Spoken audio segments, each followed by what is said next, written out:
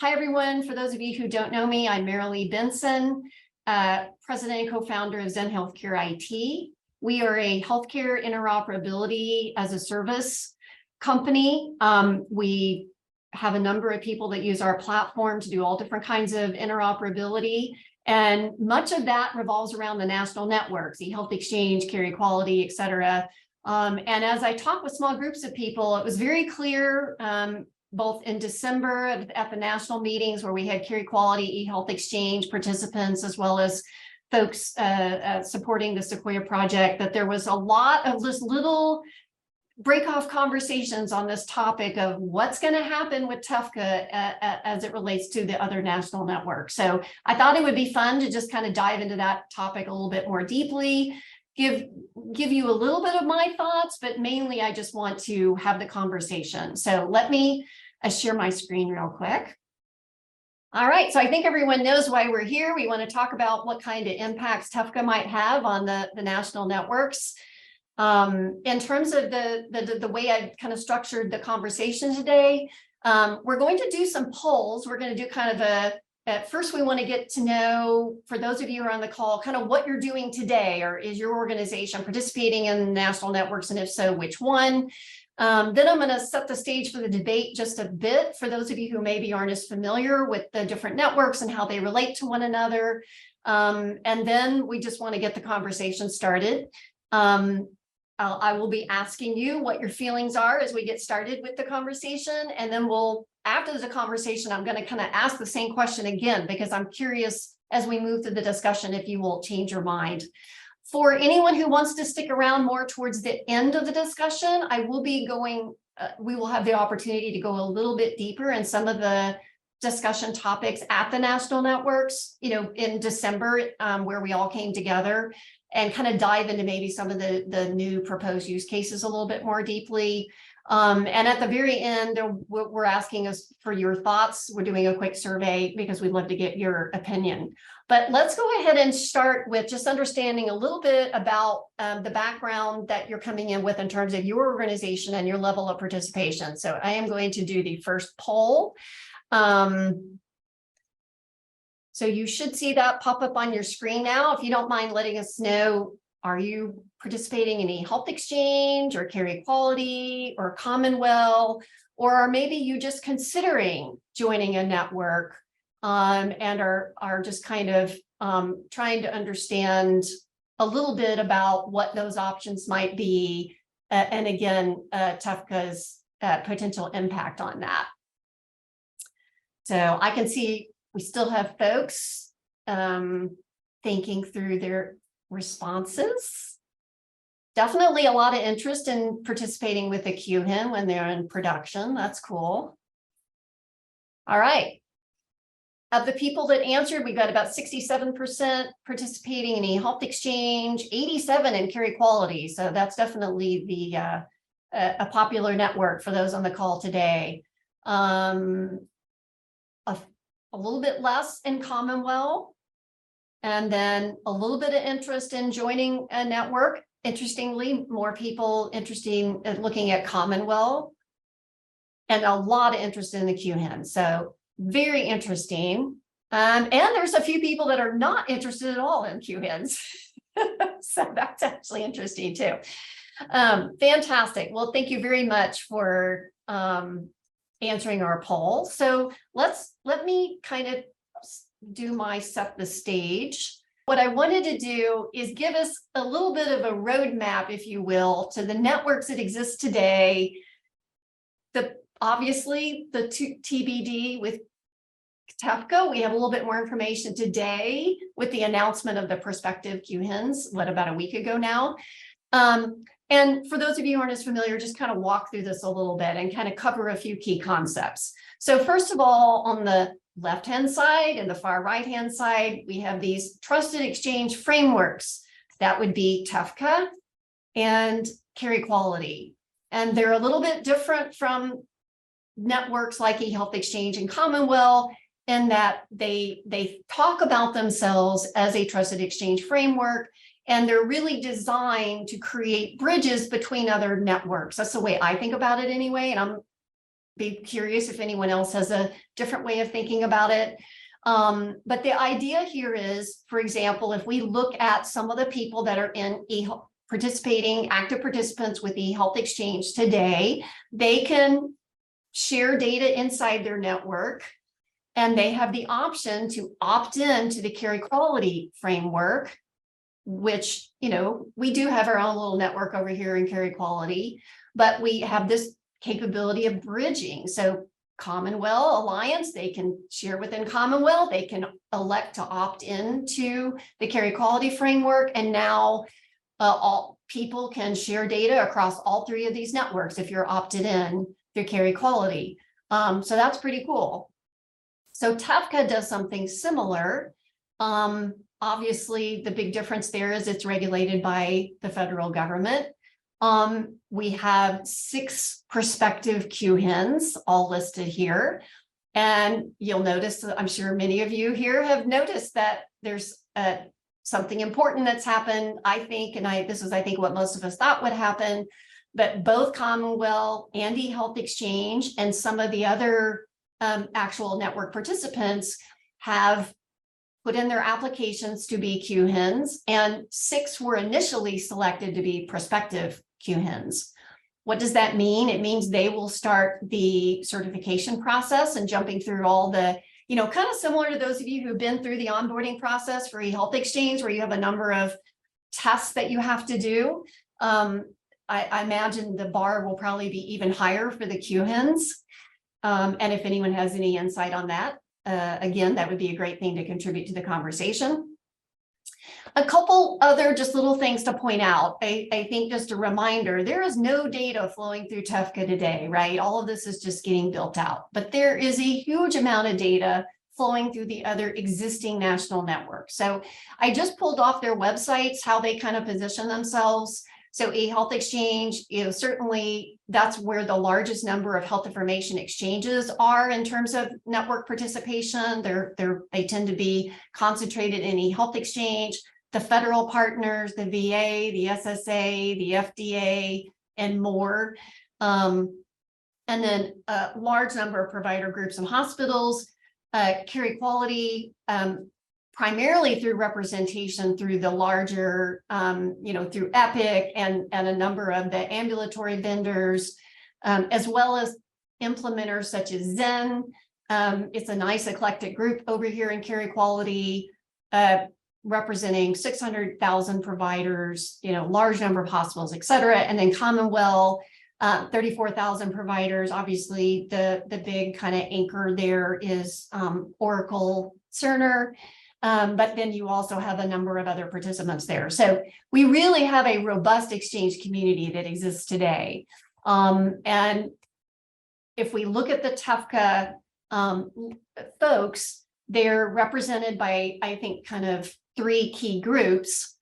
Your existing big national networks today, eHealth Exchange and Commonwell.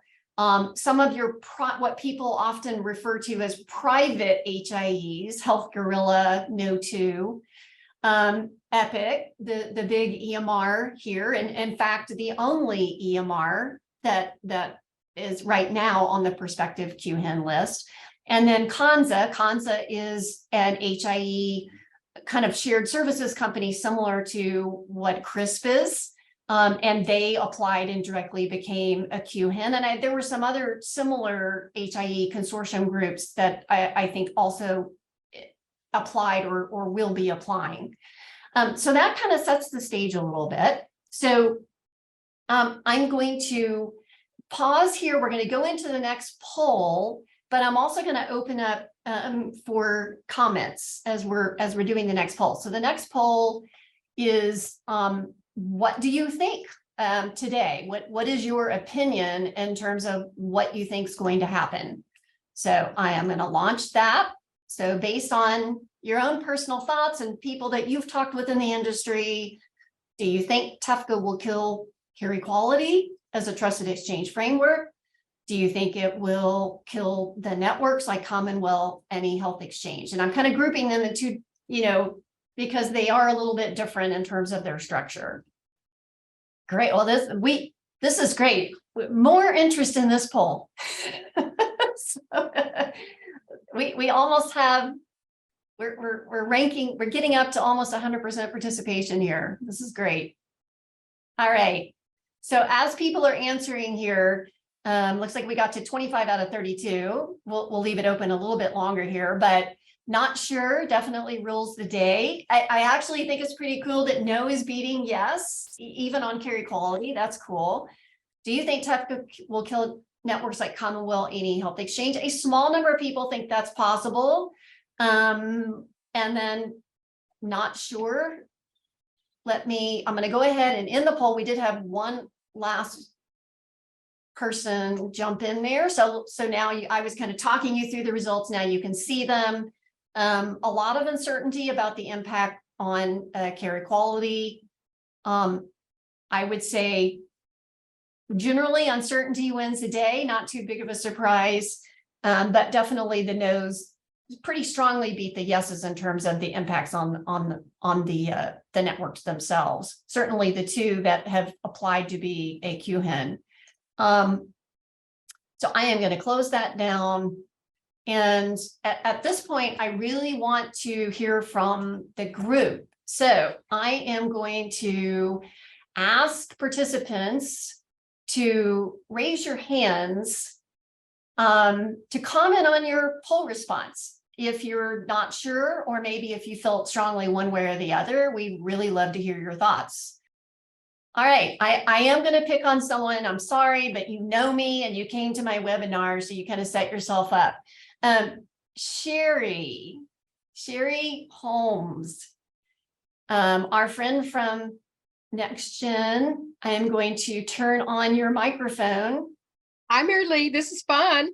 Yay! I'm so glad that you're there. All right, one, thank you so much for coming. Two, I'm particularly interested in hearing from you, not only just your own personal thoughts, but also because we know Nextgen has kind of thrown their hat in the ring to say that they're interested in being a QHIN. So we'd love both you to maybe comment on both. Sure, happy to. Again, I think this is a great topic. It definitely was attention getting, and hope you got a good turnout today, and it's a great dialogue. As we all know, I mean, this has been evolving and building and growing over the years, but some things that are old are new, and some things that are new that are old. And I think that's what we, especially eHealth Exchange, when I think about the fact that it was first started to be the NIN and truly a national network for especially, federal entities and things like that. And the fact that it's evolved and is infrastructure for a number of organizations. I think it's fascinating that a number of groups including like CRISP and Contexture and things like that have indicated that they're forming a coalition and that they're going to partner with eHealth Exchange, because that really was their partner to begin with back in the high-tech days. And when they got all that funding, I think that's kind of a natural reaction for that to kind of evolve.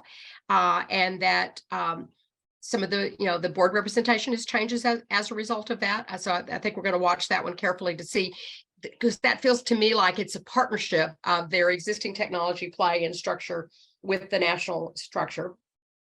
The Commonwell and the Carequality models couldn't be more different. So it makes sense to me that obviously Commonwell was one of the announcees of the 6 to go for the certification in terms of because of their approach. And again, I watched that one both in terms of ownership, in terms of their technology model, what will ultimately happen there.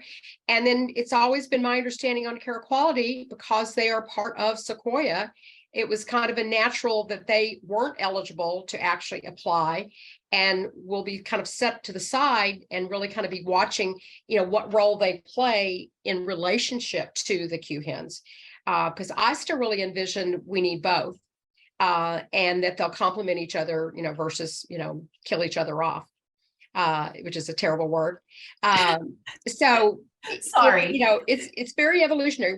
The other thing that I see that's fascinating, and that was seen with the QHIN model or the CANOSA, is that these state HIEs can't remain a state HIE. So they're trying to widen their network and widen their territory and widen their use cases in terms of the level of service that they provide. And all of this is still tied to funding and sustainability, because TEFCA in and of itself is not really creating a revenue model for any of these organizations.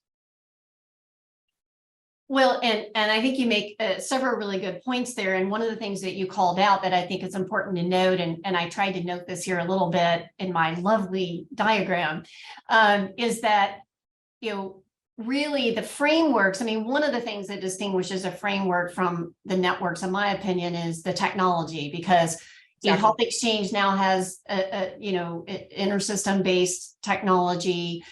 Commonwell has their core services.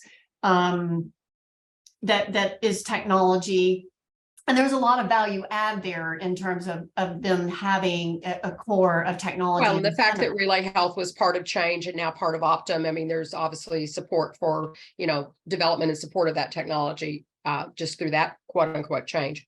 Yeah, exactly. And then the frameworks have the directories, right? That's their technology is I call it the post office box, right? You've got to have, when we go to make queries, we got to know where to find those endpoints and know whose is who. And so both of them have directories at their heart, and so do the others. They have to have a directory too, but I just feel like it's that differentiator, and that it's more, they're doing more than just the directory with their technology stack. Yeah, totally agree. Yeah. Fantastic. I see comments, and let's see. And for my team, if you see, I don't see any more hands up, but I am curious what's in the chat room. We're saying hi to everyone, so that's awesome. Yeah, so Mark makes a very interesting point that TEFCA wants participants to be in only one QHIN, and makes the great point, and I tried to point it out here even in my slide, that we absolutely have people in different network in multiple networks today. Participants will need to choose which QHIN to belong in. So you can see today, Chris, for example, is both directly participating in Carequality as well as eHealth Exchange. Health Gorilla is in all the networks. There are a number of vendors who are doing something similar to that. And so yes, it does get a little bit more interesting. I think in general, there's some rigidity, as you would expect, with being overseen by the federal government, that comes into play here with TEFCA. I do think that one of the things that's been interesting is when eHealth Exchange offered people the ability to opt in to Carequality, we personally saw more of our customers choosing to start with eHealth Exchange and then opt in. So they join one network, and it's kind of one onboarding, and then we just kind of flip a switch, and they're available for that cross network exchange through the bridge, but they haven't officially joined both networks completely separately and walk through a different implementation path. I am going to move a couple of slides, just a couple of more thoughts that I had coming into this. And then again, I'll encourage people to put their hands up or put more things in the chat.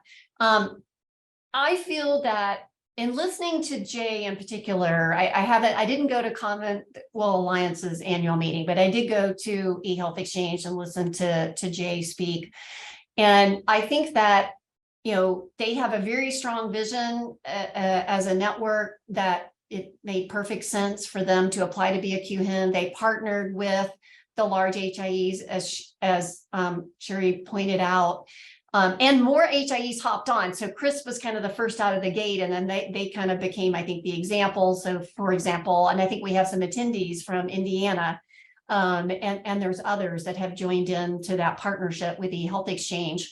And Jay also did a great job of talking about the fact that, it's not that the way he framed it was, they just like today, people can eHealth Exchange members can opt into Carequality, they can opt into QHIN participation, but they don't necessarily have to do that. And they can be in the, participate within the network, within eHealth Exchange. separately from that without necessarily having to opt into the QHIN. And I think that's very interesting because I do have some examples that we can talk about later where you can see that eHealth Exchange and Carequality and Common, they just keep innovating and adding new use cases. And Cherie, to your point of I'm with you, I do believe there is a way for everything to coexist. And to me, it's that innovation area, that innovation zone that presents a real opportunity for the future. Because I just think TEFCA as an infrastructure being regulated is going to move a lot slower. And yet we as well, and they don't remember, as the secretary said repeatedly, they don't have a lot of funding. Right. Right, exactly. And you mentioned the cost model. You know, one of the other interesting things about the QHINs is, you know, those prospective QHINs who signed that application signed it without knowing what the fees would be. TBD. And that they had to meet a 12-month timeline to have it up and running. Yeah, exactly. And So, and ONC and Mickey said we need it sooner.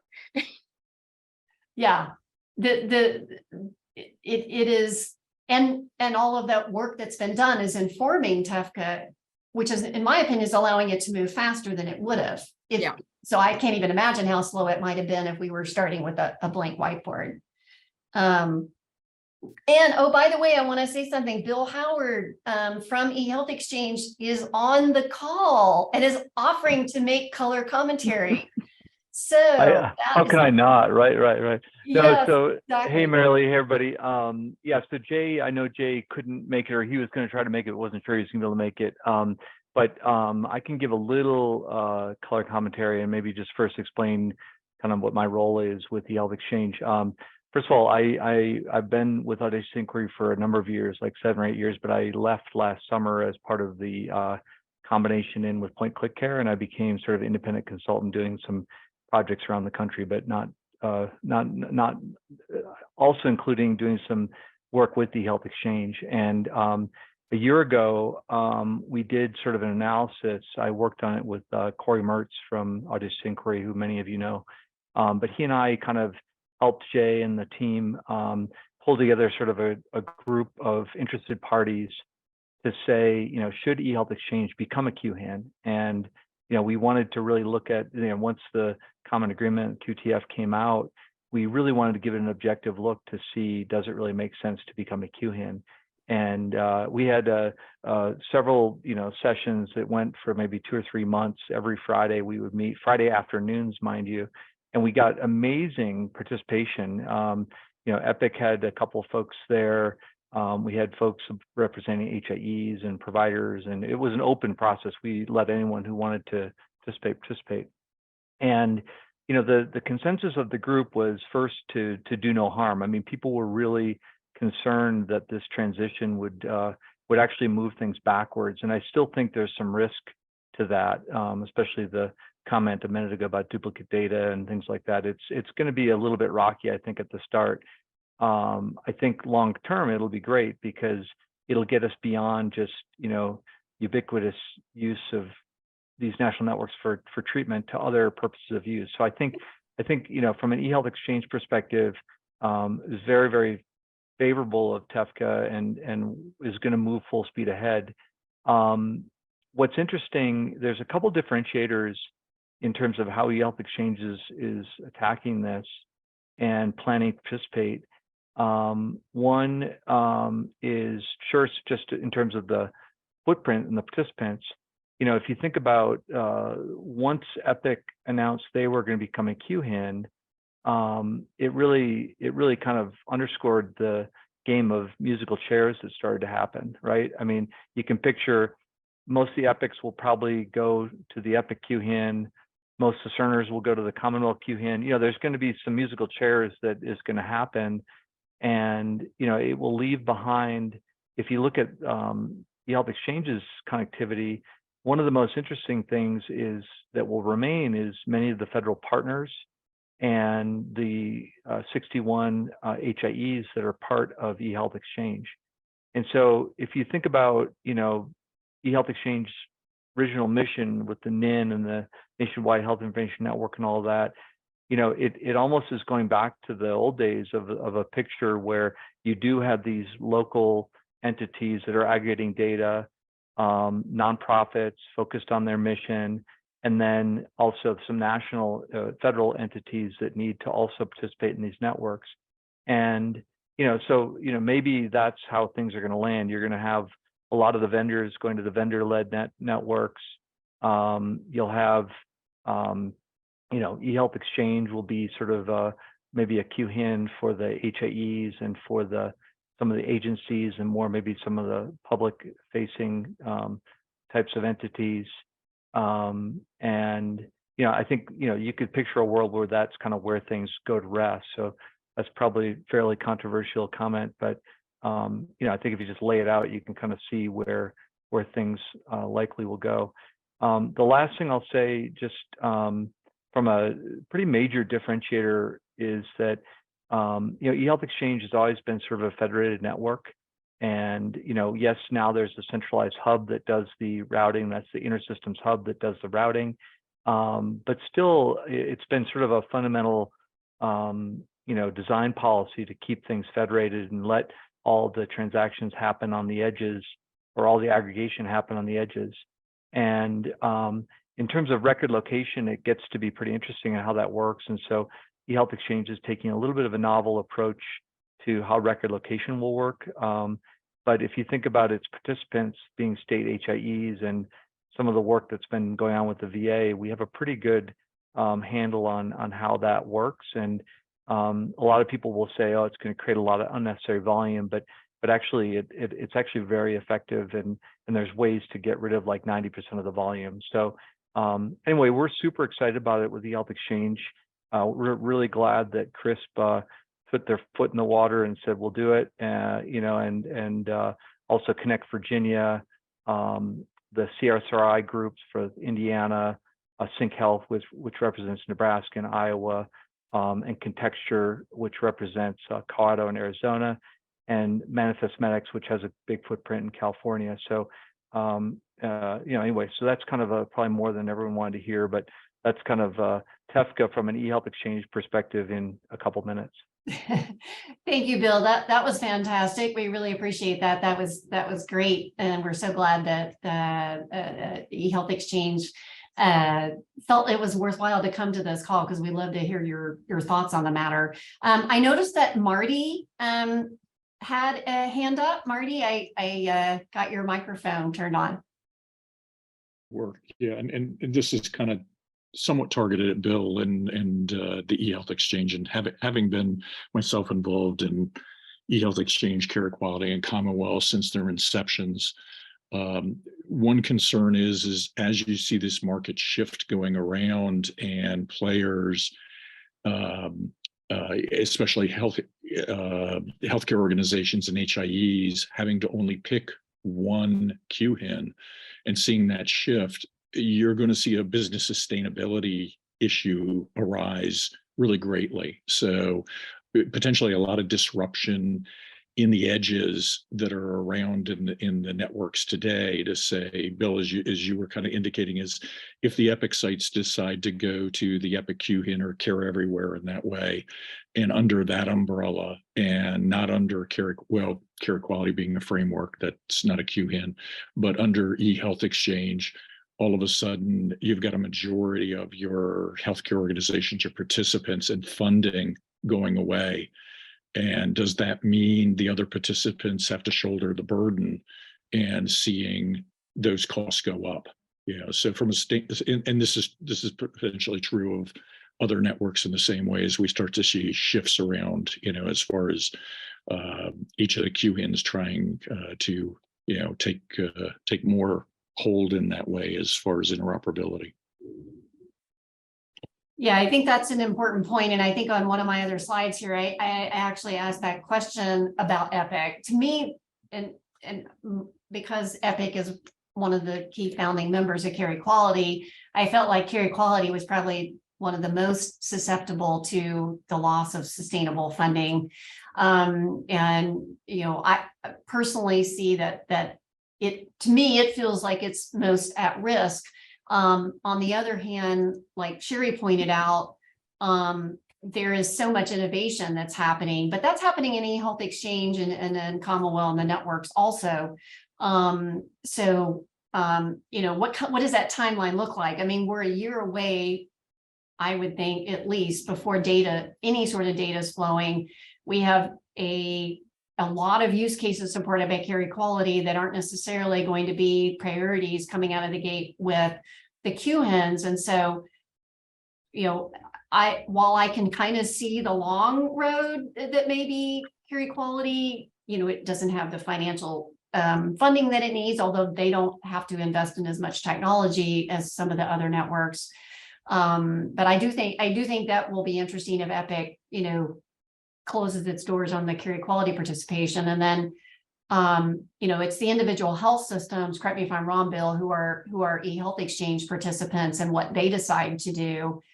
And again, I think it depends on how much they've gotten involved with some of these other use cases that are honestly just now kind of starting to come out of the gate. And again, I can talk about that a little bit more if the group wants me to.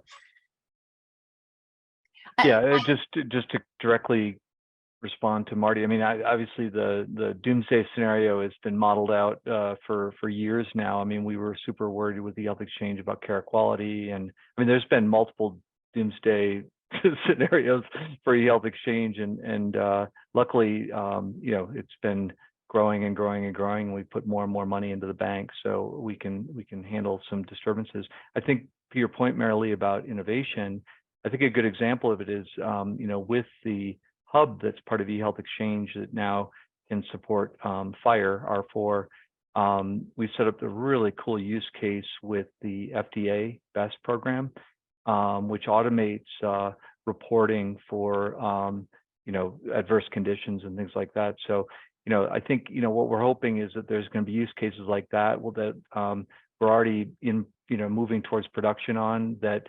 You know, over the next couple of years will take hold, and you know, eHealth Exchange is not very expensive to be a participant in, and so we're hopeful that we will be able to maintain that going forward. So we'll have to wait and see. Great thoughts. I will, speaking of use cases, just maybe this will spur some other comments or questions or hands up. What I tried to do is do a side-by-side comparison of the different exchange use cases. It's a little tough because the names are different, the details are a little bit different, so sometimes it's a little apples and oranges.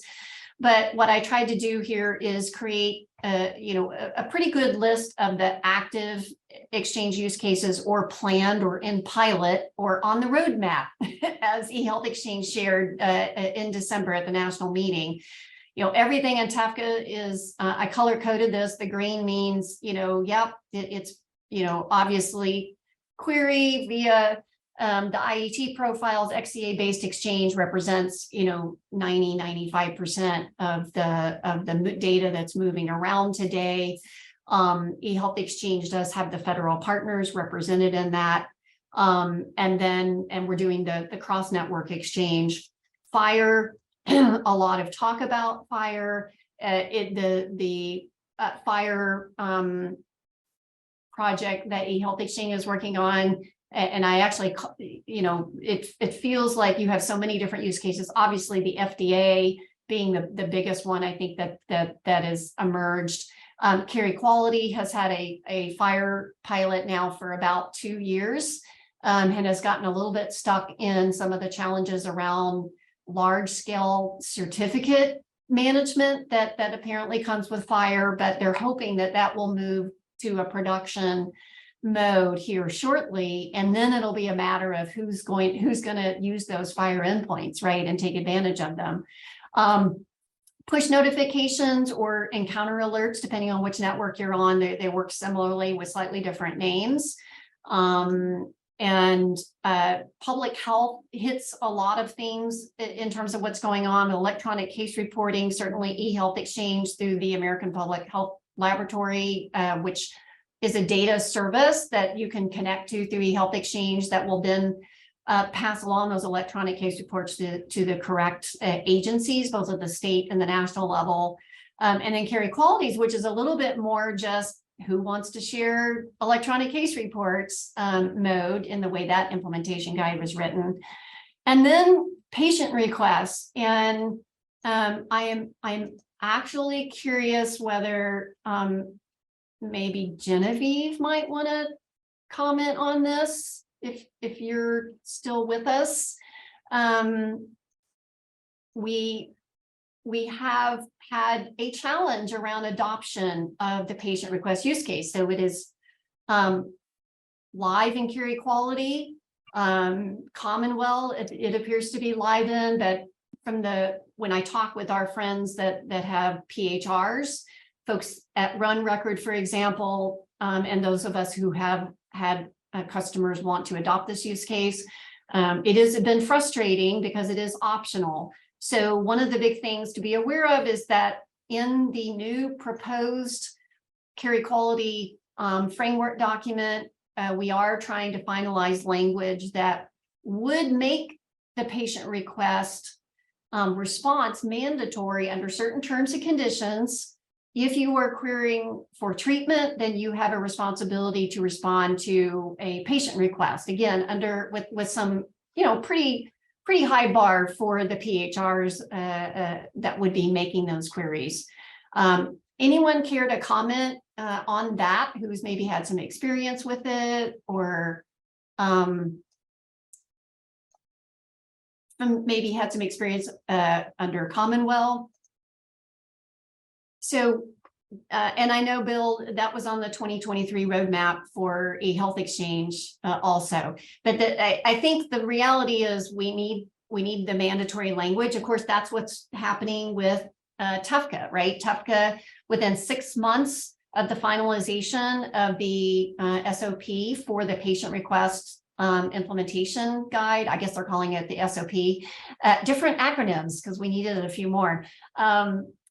But it is going to be a requirement. If you're responding or if you're making queries for treatment, you will have to, under TEFCA, respond to the patient request. And I think one of the speakers mentioned this, that is a really important point, that TEFCA is trying to drive the adoption of some of these other use cases. Another big one is care coordination. There's been not a lot of uptick in the care coordination, payment, healthcare operations. We have a lot of efficiencies in the way that works today. And so while the, folks like Carequality, the framework documents have supported that, it's been tough to get people to come to the table and agree to participate. And that will be optional under TEFCA, but we'll see what happens over time. And then I'm curious, again, Commonwell, because they have some participants that are really closely tied to the payers, they might be a little bit ahead in the payment operations area. I think that some of the new things that Bill was talking about, all of the innovation that was happening at eHealth Exchange specifically, and we're certainly continuing to see it on the Carequality side. And this is where it gets interesting because TEFCA has very specific authorization for certain use cases. It is not everything that's happening today. So for example, I don't see how life insurance application fits under TEFCA and the QHINs because it doesn't sound like something that's part of their authorized reasons for data exchange, but yet it is able to be done under eHealth Exchange. You have all of the other pilots, including image sharing. Bill mentioned the FDA. There's planned work to do with the Department of Justice. Now, some of those things I think you could see because they're federal agencies could fold up under the QHINs. But again, eHealth Exchange is proving that they've got, the ability to go do those pilots and kind of work out the kinks, so to speak. There's also another use case that we're really excited about called On the Behalf of, coming out of Carequality. This is where a provider may be using different user interfaces. They've got their core EHR, but they also might be using some other application, maybe a chronic care management platform that helps with their diabetes patients or their kidney care patients. And they need to be able to trigger queries from either UI. but their record of truth from a health record perspective is at the EHR. And so the new use case that, again, is part of this new draft framework document that's working its way through the Carequality approval process would add this new use case. And it just adds more flexibility and innovation in how providers are able to get information and be able to respond from their EMR. It's a little bit of a technical hurdle that exists today in some of the rules. And I'm actually pretty excited about that one because we find that a lot. Is there anything else that folks are actually pretty excited about in terms of some of the new use cases? Or I'll just open it up for questions right now because we are approaching the time when we'll kind of do a final poll to see if anyone's mind has been changed in this conversation.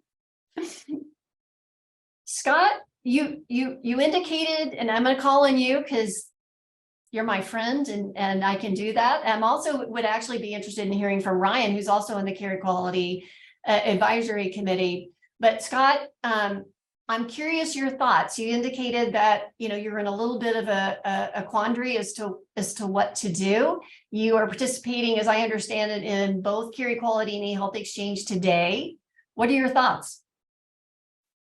My thoughts are that I was actually looking forward to Genevieve for spilling her thoughts on patient access use case. No, we are in a corner because when you think about it, we are our first exchange with eHealth Exchange, and we like eHealth Exchange. They're friends, and of course, we get to them through you all. We also participate in Carequality and Commonwell, and we get to them through No2. We have a very good relationship with Anza, and we of course work with lots of healthcare providers that are on Epic. So we know Health Gorilla. So, but out of the 6, we're actively working with 5 of them, and of course, it's been mentioned. You're going to have to choose one. Under the current rules, you'll have to choose one. So, which one do we choose? And it'll depend, I believe, on the use cases. I think that the on behalf of use case is very important to us because we have chronic care management companies, for example, that use one of our provider-facing solutions, directed for clinicians to do advanced care planning. Somebody comes into their agency or comes in becomes part of their patient panel, and they want to query the world to say, "Hey, I'm going to do advanced care planning for this person. Do they have something out there?" The reality right now is, and I've discussed with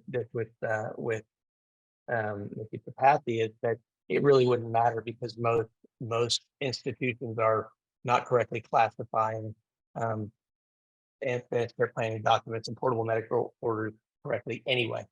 So they probably wouldn't find anything. But that use case is important. And I think the patient access use case is going to be important for the same reason. We may have my directed users who just want to know if they have something out there they want to query.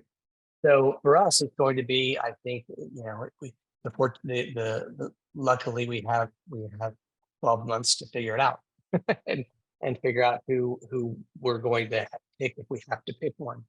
I think it's a process.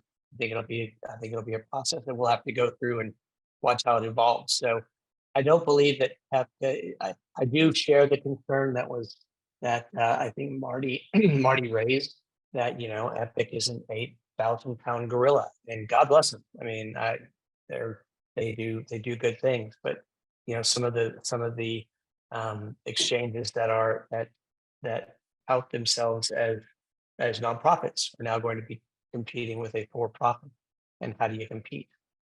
So there are lots of questions. So those are my thoughts. I don't know if they're very helpful, but those are, at least now you have them, and it'll be interesting to see how it plays out. Yeah, absolutely. Well, and I think it's important for folks, that you're all out there trying to figure it out, and it's important for us to hear you out and hear what parts of this are confusing. I wrote one note down, but I want to go to Ryan, who has his hand up. Thank you, Ryan. Yeah, thanks, Marilee. Yeah, Ryan Sommers. I'm with CommonSpirit Health. Our organization is the result of a very large merger that happened a few years back. So it's a complicated situation for us because we're on several different EHR technologies across our organization. We have 3 independent instances of Epic that are geographically based. We've got Altera DB Motion. It's connected to Carequality. We've got Meditech sites. We've got different ambulatory EMRs. We have a very large Cerner implementation for our Heritage Dignity Health sites in Arizona, Nevada, and California. That Cerner instance, that Health Information Exchange instance that we have there is connected to eHealth Exchange, Commonwell. Through Commonwell, we're connected to Carequality. We've had lots of success with our Commonwell connectivity, and our eHealth Exchange connections have been very reliable for us in many cases. So, as an organization, I don't know how it's going to be possible for us to pick a single QHIN. I know they're kind of looking at some of the rules around this for organizations like us, because obviously our Epic sites aren't going to be leveraging Commonwell to connect to TEFCA, and Cerner is not going to be leveraging Epic to connect to TEFCA. So as it goes forward, we'll need to make sure we have those options. Hopefully we will, and it'll be complicated for us for sure.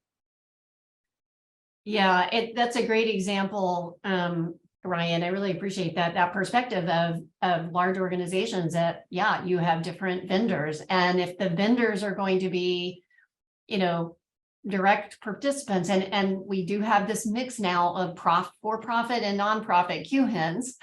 So that also is really interesting.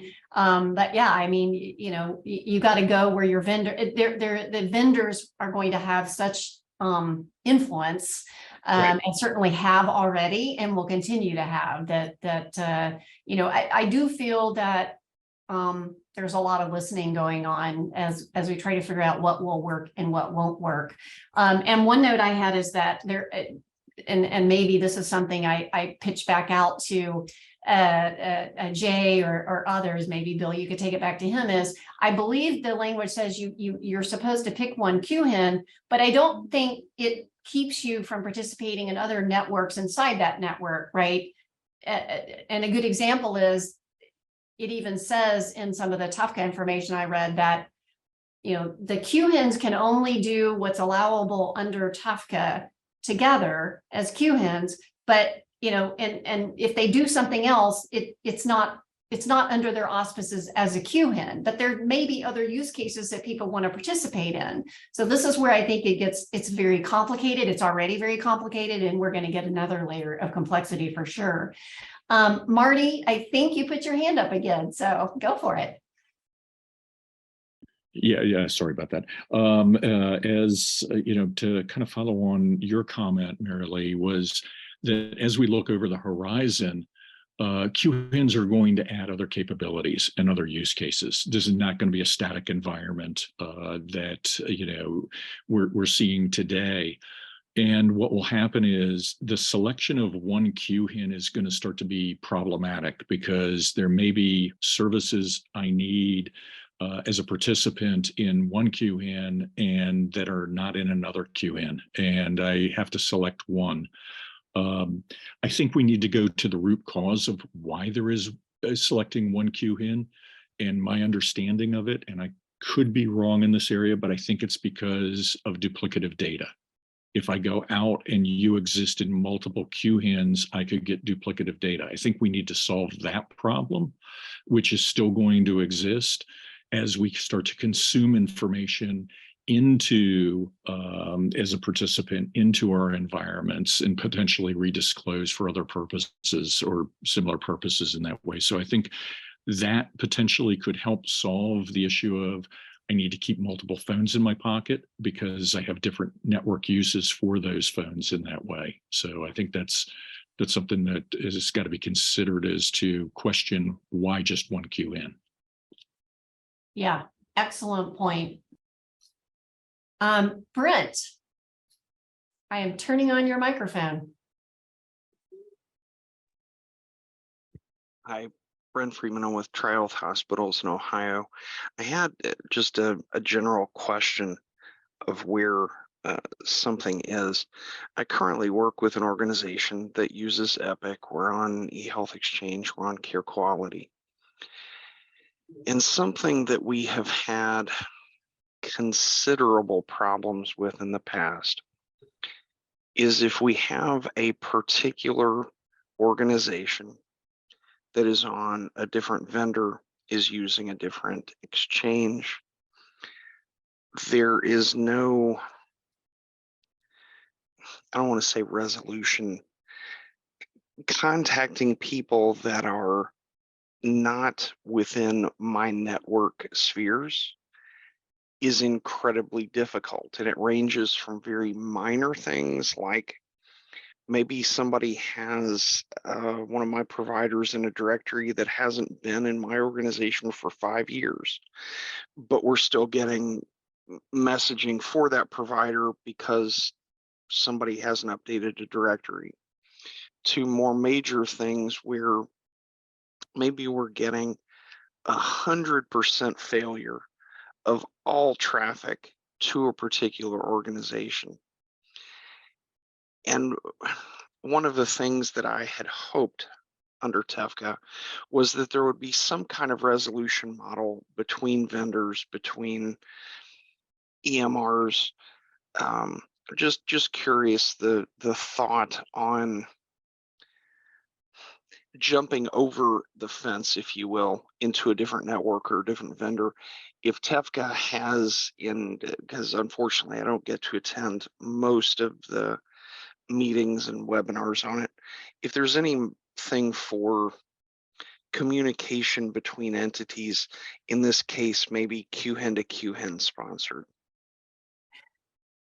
I'll take a stab and then we'll open it up because I'm sure others will want to weigh in. There absolutely are some, my understanding are some SLAs that they're going to be measuring between QHIN to QHIN. So I think, there will be more, in my opinion, there'll be more transparency in that QHIN to QHIN traffic, which is great. When you have federation going on, like many of the networks do, and eHealth Exchange is a great example, I think that that's going to have to flow down to the individual, mailboxes or endpoints underneath the directory. And that's, it's going to be a challenge. I know it's one of the things that I often tell my customers, there's going to be a set of problems we're going to be working to solve for you, and you don't even know you have them yet.